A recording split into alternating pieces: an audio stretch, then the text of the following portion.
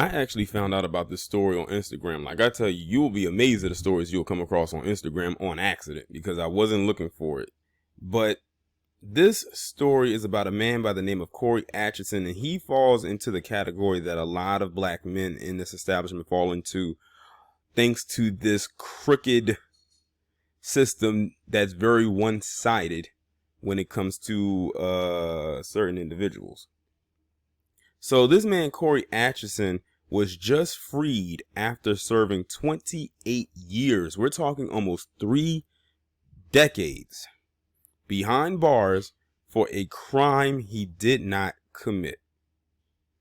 And it's usually always the same song and dance when the crime usually involves either one or two things for some reason: murder or rape. In this case, it was murder. Now I'm going to go ahead and read this article coming from reason.com. After 28 years in prison, Corey Atchison is finally a free man.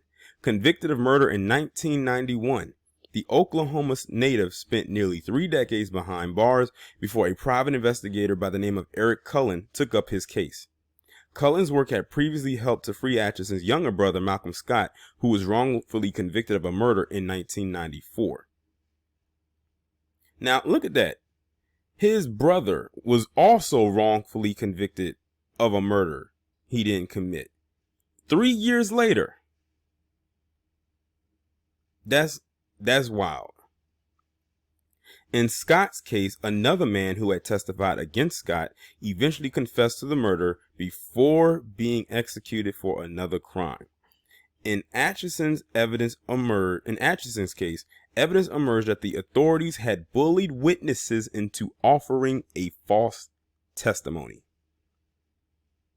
So this is really the authorities' fault, as usual. I keep telling people, them pigs in blue are some of the worst people in America to work for any type of agency in America.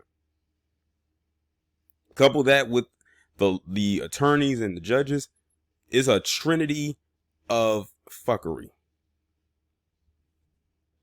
District Judge Sharon Holmes found that his case was marred by a fundamental miscarriage of justice, according to people who were in the courtroom in local reports. Corey was arrested 3 months before his daughter was born. This is the first time he's been able to have some real contact with her, and the same with his 10-year-old grandson. His lawyer, Joseph Norwood, told the Washington Post, "I'm very proud to have vindicated them and reunited with them." And I think that's the saddest part about the whole thing. This man went to jail for a crime he didn't commit 3 months before his child was even born. He never got to see her grow up. And when he does see her, she's a grown woman and she has a 10-year-old child. He lost out on all of that. He lost out on the chance to see his daughter be born, which is probably maybe his first child and probably only child, most likely. He missed out on birthday parties. He missed out on Sweet 16, seeing her go to the prom, seeing the birth of his first grandchild. He missed out on he literally missed out on 2 major things over the span of 2 generations: the birth of his daughter and the birth of his grandson. And this messed up crooked system that is very one-sided, like I said, took that away from him. That's why I say time is so precious. Time is priceless. You can get anything back for the most part, almost anything. But time is definitely one of those things that you cannot get back. He can't jump in a time machine and go back and rewrite history and be able to find his way out of this situation so he could see the birth of his daughter. He can't go back 10 years to see the birth of his grandchild or see anything else that he's missed out on in between that, outside of his daughter and grandson being born.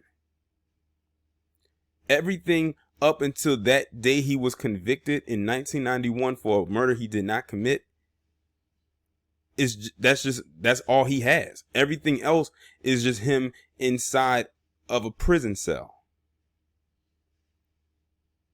I think that's the thing that really grinds my gears when it comes to stories like this is the time that these individuals lose being away from their family, being away from their friends, building memories. The only memories he has is whatever happened up until 1991 and up until the day he got out.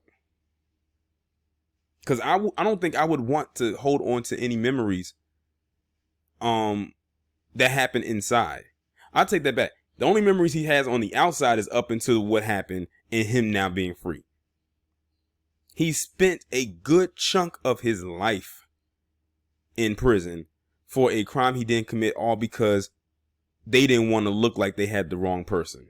I just did a video about a guy who got thrown in jail for 3 days for jaywalking and they didn't even charge him with anything. This is the reality that black men in America have to go through. And it really pisses me off when you have some individuals who unfortunately look like us but act like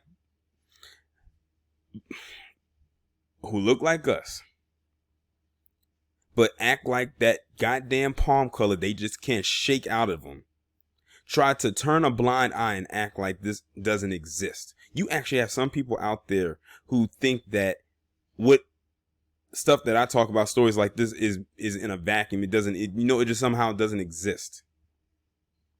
But then if it was to happen to them, they'll do one or two things. One, cry racism, or two, try to blend in even more and pretend it didn't happen. Candace Owens, the coonstress, is a candidate for knowing how to do that. She claims racism is something that doesn't exist, or we're making it all up in her head, when not even 10 some years ago she experienced racism firsthand and even called it out. But now it doesn't exist because she got that pat on the head and stuffed her ashy face with those buttered biscuits.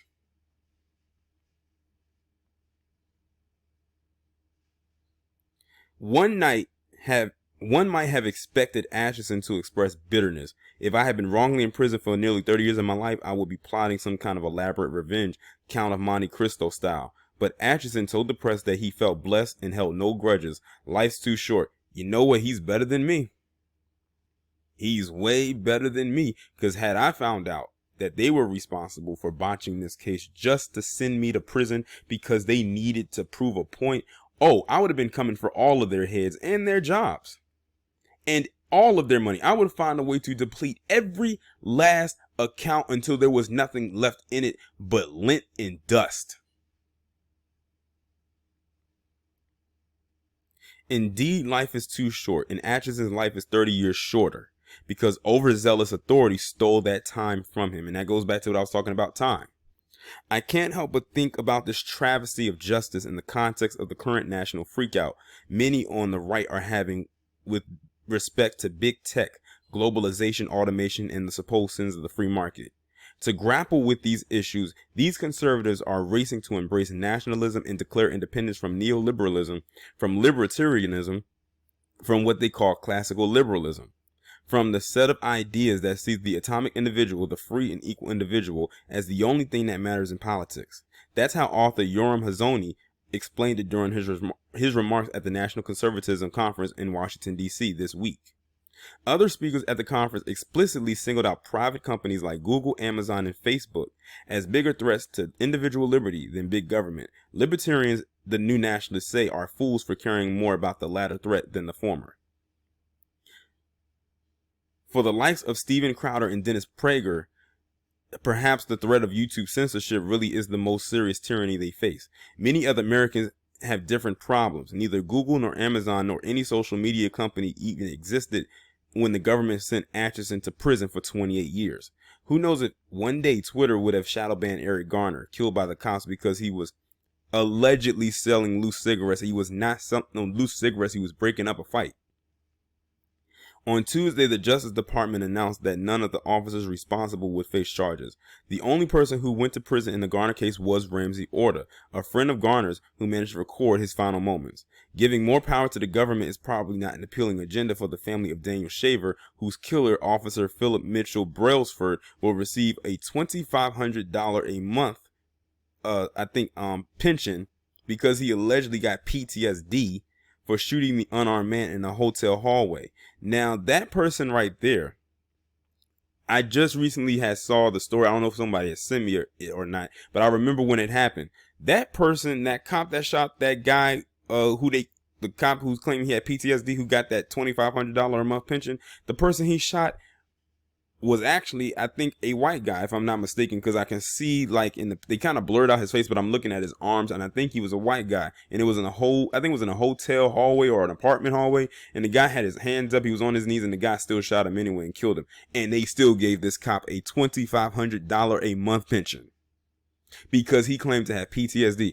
I'm like, if you got PTSD, you either A, are going to be a cop and sit at a desk, or two, not be a cop at all, because I'll be damned if you got PTSD and you handling a gun. And the type of gun that this cop was holding was, shoot, if I'm not mistaken, it looked like military style.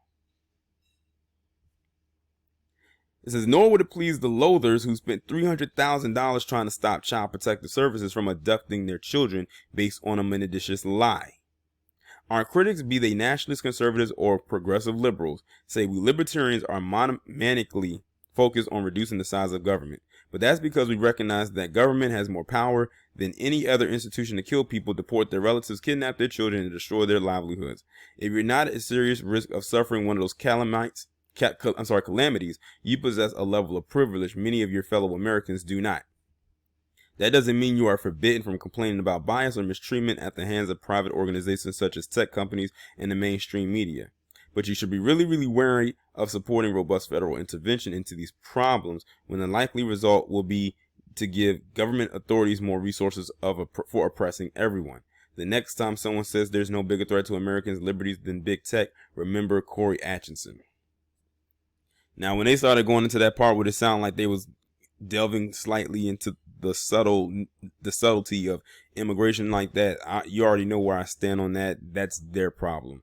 But as far as this guy here, like I said, I'm glad that he's out. I hope he sues that department heavy. Unfortunately, the taxpayers are going to have to feel the pinch of this, but you can blame the authorities for what they did 28 years ago. That falls solely and squarely upon them. That is why black men, even if we walk on eggshells out here, we're still having a target on our back and our front, quite honest, and our side. Like, crosshairs are all pointing at us. And how much you want to bet that back then you had so many people saying that he did it? But now if those same people are still around, they're looking at it like, wow, I'm so glad he's out. I swear some people are so fake.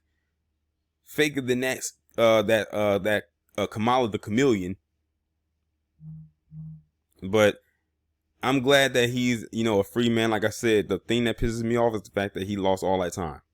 He lost 28 years. That is such a long time to be in prison for something you did not do. Yet you have all these criminals out here who getting slaps on the wrist are still getting away with committing crimes.